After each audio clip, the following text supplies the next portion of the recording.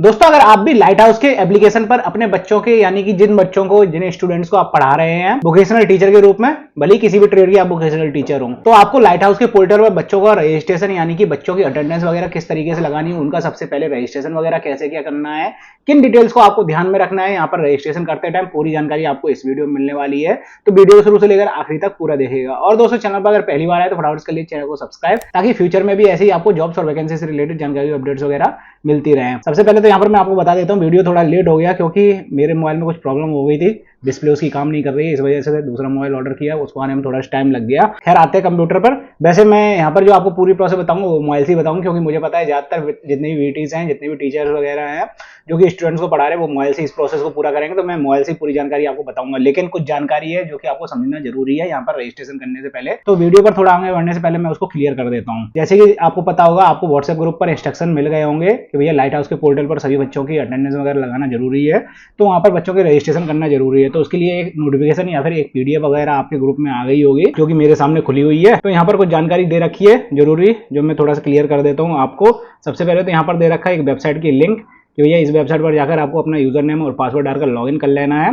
User name में आपको अपनी ईमेल आईडी डालनी पड़ेगी, जैसे ही मैंने इससे रिलेटेड वीडियो बना दी थी कि भैया आपको अपना पासवर्ड फर्स्ट टाइम लॉगिन कर रहे हैं जब आप, तो उसको कैसे करना है। अगर आपने नहीं देखी तो आपको मेरे चैनल पर मिल जाएगी। इसके बाद कैसे टीचर्स को अटेंडेंस लगानी है उससे रिलेटेड वीडियो मैंने ऑलरेडी अपने चैनल पर बना दी है। लेकिन हाँ, एक चीज मैं आपको बताना भूल गया था, वो मैं अभी आपको बता देता हूँ। जब भी आप यहाँ पर लॉगिन करें तो आपको यहाँ पर जो मास्टर्स का ऑप्शन दिखेगा स्टूडेंट रजिस्ट्रेशन करने के लिए, वहाँ पर क्लिक करना है।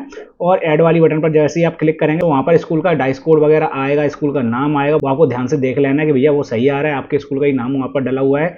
पता चले किसी और दूसरे स्कूल का नाम डल गया या फिर कोई दूसरी जॉब रोल वहाँ पर आ रही हो, सेक्टर भी कोई दूसरा आ रहा हो, तो आपको इस चीज़ का खास ख्याल रखना है। अगर उसमें कोई प्रॉब्लम है तो यहाँ पर एक गूगल फॉर्म की लिंक दे रखी है, इस पर आपको क्लिक करके डिटेल्स वगैरह अपनी फिल कर लेनी है और सबमिट कर देना है। तो वो वहाँ पर चेक कर लेंगे, वेरीफाई कर लेंगे भैया कैसी क्या मिस्टेक हुई है, जहाँ पर आपकी डिटेल सही नहीं आ रही है, जैसे कि यहाँ पर स्कूल का नाम, डाइस कोड वगैरह प्रॉब्लम वगैरह आ रही है। इसके बाद छात्र को कैसे जोड़ना है वो तो मैं आपको प्रोसेस बताऊंगा ही, लेकिन यहाँ पर कुछ चीज़ें आपको ध्यान में रखनी है कि भैया जो वहाँ पर आपको स्टूडेंट यूनिक आईडी का ऑप्शन दिखेगा, वहाँ पर स्टूडेंट के 12 अक्षर का आधार कार्ड नंबर डालना है। आपको पता ही है कि 12 अंक का आधार कार्ड नंबर होता है, तो उसको वहाँ पर डालना पड़ेगा जहाँ पर स्टूडेंट यूनिक आईडी मांगी जा रही है।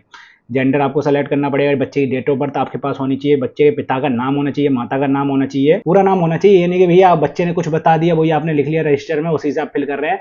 आपके पास बिल्कुल एक्यूरेट डिटेल होनी चाहिए, जो भी बोर्ड पर बच्चों का रजिस्ट्रेशन हुआ है उसमें क्या डिटेल्स फिल है, बच्चे का क्या नाम फिल है, बच्चे की डेट ऑफ बर्थ क्या फिल है, बच्चे के पिताजी और माताजी का नाम पूरा एग्जैक्ट सरनेम के साथ में, या फिर कहाँ पर स्पेस लगा है कहाँ पर नहीं है, पूरी अच्छे से डिटेल आपके पास होनी चाहिए। उस डिटेल को आपको यहाँ पर लाइट हाउस के पोर्टल पर फिल करना है। साथ में यहाँ पर 2 मोबाइल नंबर की जरूरत है, चाहे किसी का भी मोबाइल नंबर आप डाल दीजिए। अगर दूसरा मोबाइल नंबर आपके पास नहीं है तो पहले ही वाला नंबर आप दूसरे वाले कॉलम में भी डाल सकते हैं। एक ऑप्शन आपको वहां पर देखने को मिलेगा CWSN स्टेटस, तो इसका मतलब ये होता है कि भैया छात्र विकलांग है या फिर नहीं है। अगर विकलांग है छात्र तो उसमें आपको हाँ लगाना है, यानी यस लगाना है। अगर विकलांग नहीं है तो वहां पर आपको नो कर देना है।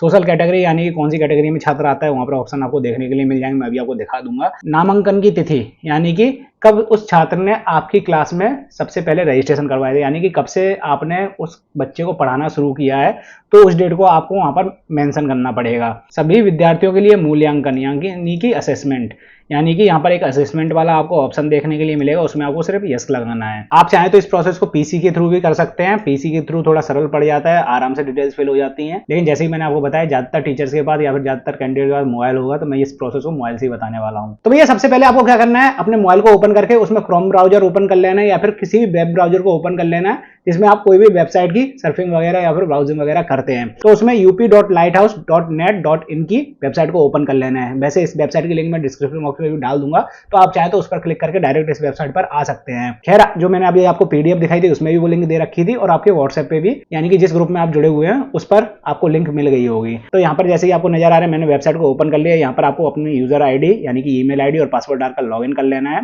तो यहाँ पर मैं लॉगिन कर लेता हूँ। इसके बाद यहाँ पर आपके सामने ये अटेंडेंस वाला ऑप्शन आएगा जिसमें लिखा होगा वीटी डेली रिपोर्टिंग। तो हमें अटेंडेंस तो लगानी नहीं, हमें करना है स्टूडेंट का रजिस्ट्रेशन।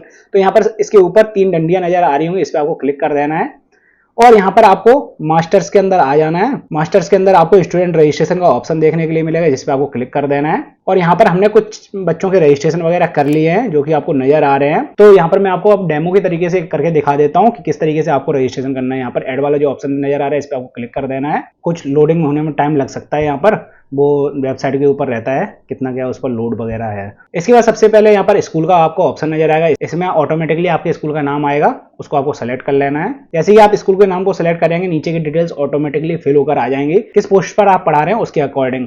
तो वो आपको चेक कर लेना, कोई उसमें मिस्टेक वगैरह तो नहीं, पता चले जॉब रोल या फिर कोई दूसरा ही सेक्टर वहां पर आ रहा है जिस सेक्टर में आपकी भर्ती वगैरह नहीं हुई है, तो आपको वो चीज देख लेनी है। इसके बाद यहाँ पर ईयर और क्लास वगैरह ऑटोमेटिकली फिल होकर आ जाएगी, सेक्शन ए सेलेक्ट होकर आएगा। अब इसके नीचे कुछ ऑप्शंस आपको सेलेक्ट करने के लिए आएंगे, तो इसमें सबसे पहले जो ऑप्शन आपको सेलेक्ट करने के लिए मिलेगा उसमें है सेलेक्ट क्लास सेक्शन। तो आपको ये देख लेना भैया आप किस सेक्शन के बच्चों को पढ़ा रहे हैं। वैसे अगर आपके स्कूल में ज्यादा सेक्शन नहीं है या फिर सेक्शन ही नहीं है तो आपको यहाँ पर सेक्शन ए सेलेक्ट कर लेना ऑटोमेटिकली। अगर अलग अलग सेक्शन हैं तो सेक्शन बी सेक्शन सी वो आप अपने अकॉर्डिंग सेलेक्ट कर सकते हैं। मैं यहाँ पर सेक्शन ए कर लेता हूँ। अब यहाँ पर बच्चे का नाम डालना है, तो फर्स्ट नेम इस कॉलम में डाल देना है, मिडिल नेम इस कॉलम में डाल देना है, लास्ट नेम इस कॉलम में डाल देना है। अभी आप ये बोलेंगे भैया ये होता क्या है, मतलब फर्स्ट नेम क्या होता है बच्चे का, मिडिल नेम क्या होता है, लास्ट नेम क्या होता है। तो मैं आपको बता देता हूँ। जैसे मेरा नाम शिवम गुप्ता है तो मैं फर्स्ट नेम वाले कॉलम में शिवम लिख दूंगा और लास्ट नेम वाले कॉलम में गुप्ता लिख दूंगा। ऐसी कोई बच्चा है उसका नाम है शिवम कुमार गुप्ता, तो ये फर्स्ट नेम वाले कॉलम में शिवम लिख दूंगा, मिडिल नेम वाले कॉलम में कुमार लिख दूंगा और लास्ट नेम वाले कॉलम में गुप्ता लिख दूंगा। तो आप इसी के अकॉर्डिंग नाम डिवाइड कर सकते हैं। अगर नाम और ज्यादा बड़ा है तो फर्स्ट नेम वाले कॉलम में फर्स्ट नेम आ जाएगा, लास्ट नेम वाले कॉलम में लास्ट नेम आ जाएगा, लेकिन मिडिल नेम वाले कॉलम में वो पूरा नाम आ जाएगा जो बचा हुआ बीच का हिस्सा है। तो वो आप अपने अकॉर्डिंग डिवाइड कर सकते हैं। इसके बाद स्टूडेंट यूनिक आईडी, जैसे कि मैंने आपको वीडियो की शुरुआत में बता दिया था, स्टूडेंट यूनिक आईडी जो है उसमें बच्चे का आधार कार्ड नंबर डालना है 12 अंक का, तो यहाँ पर बच्चे का आधार कार्ड नंबर आ जाएगा। इसके बाद जेंडर सेलेक्ट कर लेना है जिस स्टूडेंट का आप रजिस्ट्रेशन वगैरह कर रहे हैं। इसके बाद बच्चे की यहाँ पर डेट ऑफ बर्थ सेलेक्ट कर लेनी है, तो डेट ऑफ बर्थ सेलेक्ट करने के लिए यहाँ पर कैलेंडर का ऑप्शन आएगा छोटा सा, वहाँ पर क्लिक करके आपको यहाँ पर ईयर सेलेक्ट कर लेनी, किस ईयर में बच्चे का जन्म हुआ है, और इसके बाद यहाँ पर कौन सा महीना था और डेट क्या थी। ऑटोमेटिकली जब आप सेलेक्ट करेंगे यहाँ पर डलकर आ जाएगी। बच्चे के पिताजी का नाम, बच्चे की माताजी का नाम, जैसे मैंने आपको बता दिया बिल्कुल सही होना चाहिए। जो बोर्ड में रजिस्टर हुआ है वो यहाँ पर आपको डिटेल वगैरह डालनी है। गार्जियंस नेम में कौन सा नाम आएगा, अगर बच्चे के माता पिता नहीं है, वो अपने किसी और के परिवारजनों के साथ रहता है, किसी और के साथ रहता है, तो वहाँ पर बच्चे के माता पिता के नाम के अलावा गार्जियन नेम आ जाएगा।